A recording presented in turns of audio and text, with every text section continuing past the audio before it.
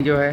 जी, ऐसा था कि यहाँ भदोई में कई गाँव की ज़मीन लेने का इरादा सरकार का है और वो कुछ जो सरकार का विकास का आजकल परिभाषा है जो विकास की, उसमें गरीबों की, किसानों का विकास शामिल नहीं है।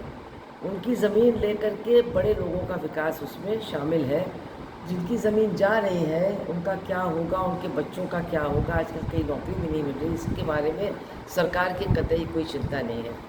और उत्तर प्रदेश के अंदर तो सबसे बुरी तरह से लोगों को बेघर किया जा रहा है और दुख की बात है कि धर्म के नाम पर भी बेघर किया जा रहा है। जैसे कि बनारस में जो पूरा कॉरिडोर बनाया गया, उसमें पता नहीं, हमने खुद जाके देखा है कितने लोगों के पुराने पुराने घर जिनमें शिवालय हैं, जिनमें मंदिर बने हुए हैं, सब तोड़ करके उनको घर से बेघर कर दिया गया है। कहा जा रहा है कि उनको बहुत अच्छा मुआवजा देंगे, लेकिन इन सब का काम तो मंदिर से ही जुड़ा हुआ था, चाहे फूल का काम, चाहे दूसरा काम। अब वो दूर दूर जा कर के रहेंगे और जो भी मुआवजा मिला है आजकल उसमें मिलता कुछ है नहीं, तो उनकी जीविका कैसे चलेगी, इसकी कोई चिंता नहीं है।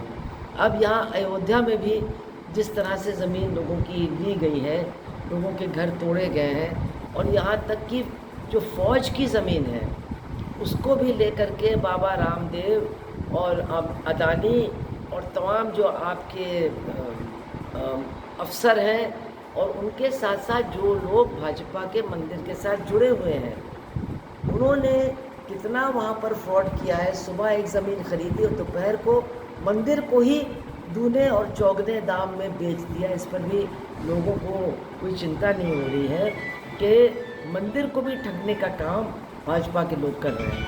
तो अब यहाँ भदोई में इस तरह का मामला आया है और ये कह रहे हैं यहाँ के प्रशासन के लोग, अभी तो हमने कुछ किया नहीं, तो जब कर लेंगे तो उसके बाद लोगों की क्या लड़ाई रहेगी। नमामि गंगे के नाम पे ज़मीनों का सर्वे किया जा रहा है। हाँ, बिल्कुल सर्वे किया जा रहा है और लोगों को बताया नहीं जा रहा है।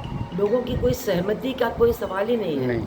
कुछ उनको बताया भी नहीं जा रहा है कि काहे के लिए ज़मीन ली जा रही है, कितनी ज़मीन ली जा रही है, कितने लोग बेघर किए जा रहे हैं, इसकी कोई जानकारी किसी को नहीं है। और सबसे बड़ी बात यह है कि कानून व्यवस्था बनाए रखने के नाम पर 2 तरह का कानून उत्तर प्रदेश में चल रहा है। अगर आप भाजपा के हैं तो आप डीजे निकालिए, गंदे अश्लील गाने बजाइए, दंगा कीजिए, लोगों के घर में घुसिए, फसाद कीजिए, सब कुछ आपके लिए माफ़ है।